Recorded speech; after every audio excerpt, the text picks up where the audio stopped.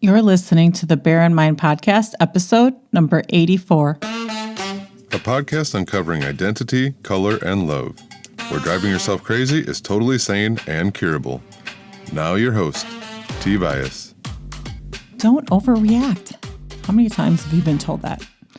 I've been told that a lot. In my relationships, oh, you're overreacting, T. And I don't think I'm overreacting. And so how can you tell the difference between overreacting and reacting to an emotion?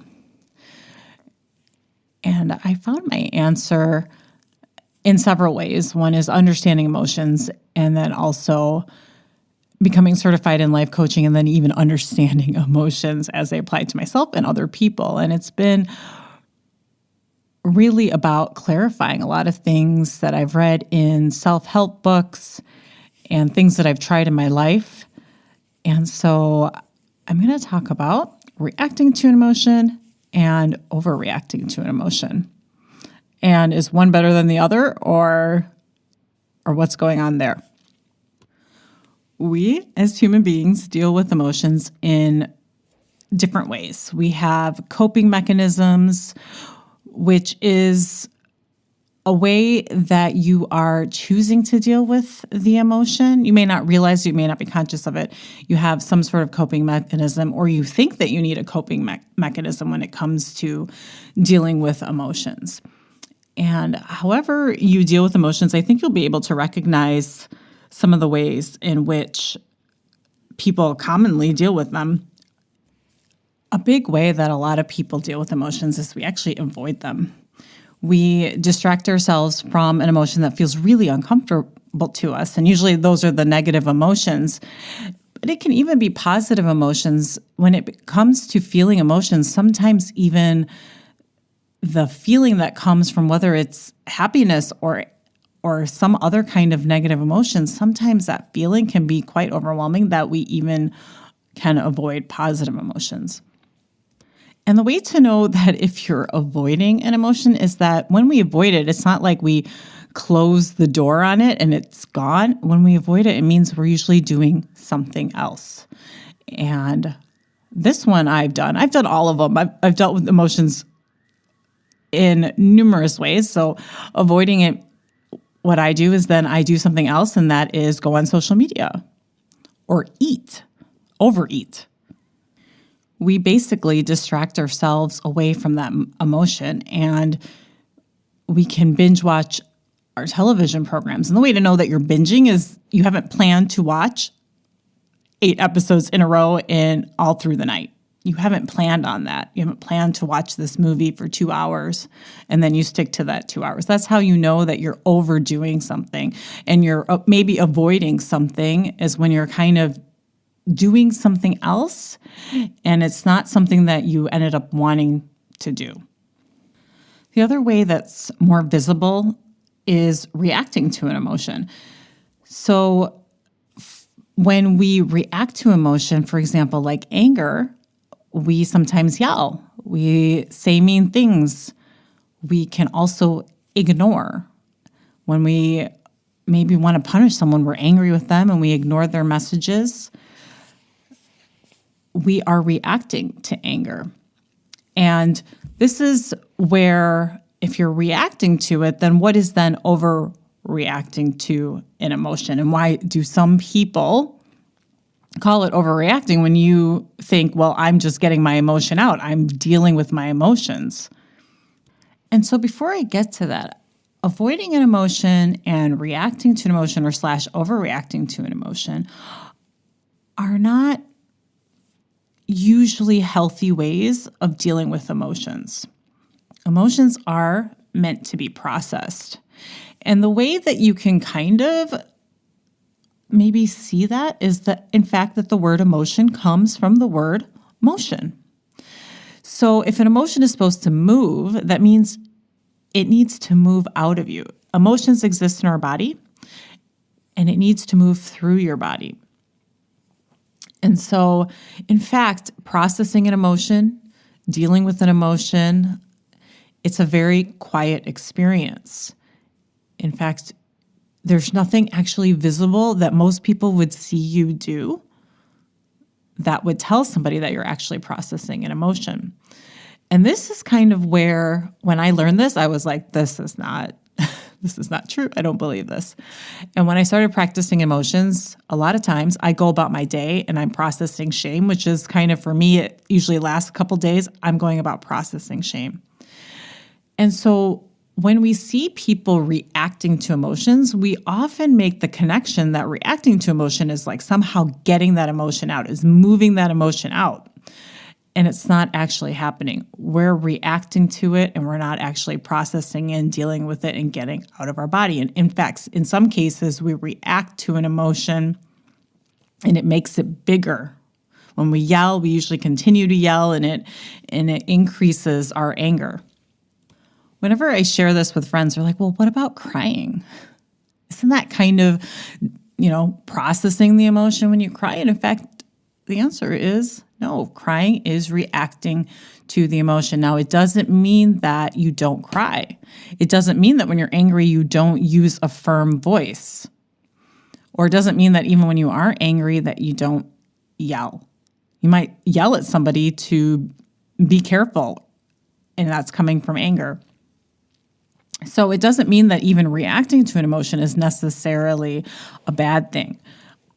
I only want to show you that the contrast to it means that not necessarily that the emotion has not been fully processed. So we can cry, react to sadness, and then later still go about processing sadness. Because sadness is one of those emotions that stays with us a long time. So there are multiple layers of reacting and then processing, reacting and then processing it. So back to overreacting versus reacting.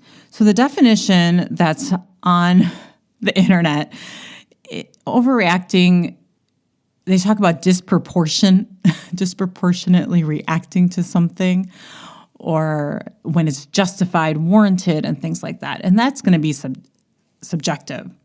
One person might not think you're overreacting when you're upset, and someone might be like, oh, they're totally over. You might think, oh, my neighbor's totally overreacting about something that happened on your block.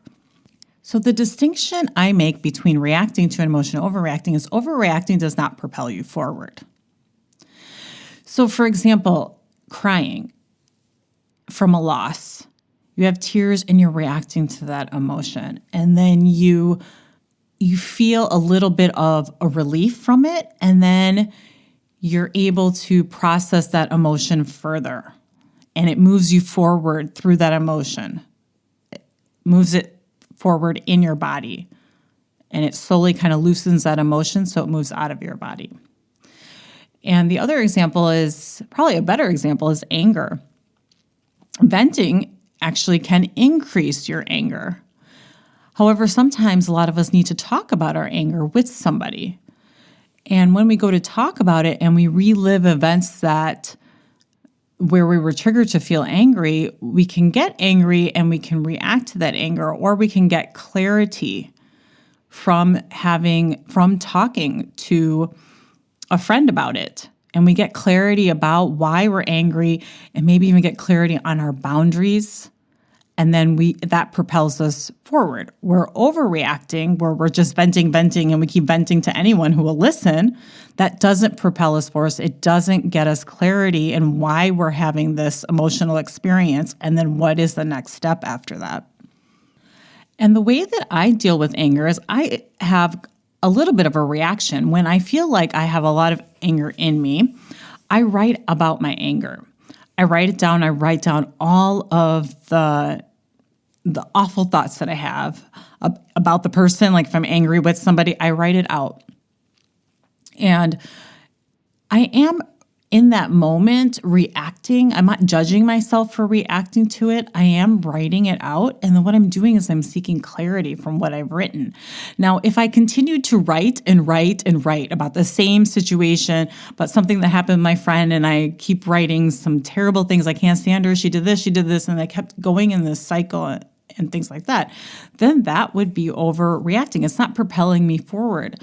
When I do write about my anger, and I look at it and I process it, and I also process it at the same time, and I look at what I've written and I've obtained clarity on why I'm angry and my next step, maybe my next step is to set a boundary with my friend, that kind of reaction is what you would call a proportionate reaction. You are in the midst of trying to understand what is happening, and you're not staying stuck in that emotion.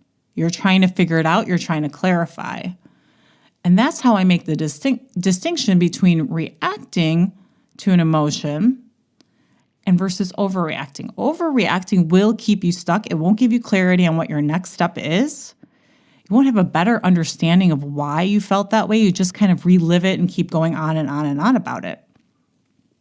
And although reacting may seem kind of maybe proportionate, the only way reacting to an emotion becomes proportionate is when you also process that emotion along with it, and the reaction stops. You kind of don't continue to react where it would become overreacting. You get the clarity and you've processed the emotion and it's moved through your body. And I'm going to wrap it up and kind of summarizing the main ways in which we deal with emotions. One is we avoid them. And we can tell if we're avoiding an emotion because we're doing something else. It's not that we stop and don't do anything. It's that we usually are doing something else, like overeating or over watching a lot of television programs or a lot more on social media than we want to be on it. The other way is we react to an emotion. And in some cases, reacting to emotion can bring us clarity when we really want to seek it and can tell us what our next step is and can help us make a decision in our lives. And overreacting is when we stay in this kind of reactive mode. We keep reacting, and we're not obtaining that clarification. We're not able to make a decision about what our next steps. We haven't processed the emotion, meaning that emotion has moved through our body and we're kind of stuck in this cycle. And that's all that I have for you this week. I'll check back with you next week. Thanks for listening. Listen for a new episode next Tuesday by subscribing on your favorite podcast platform. Bye for now.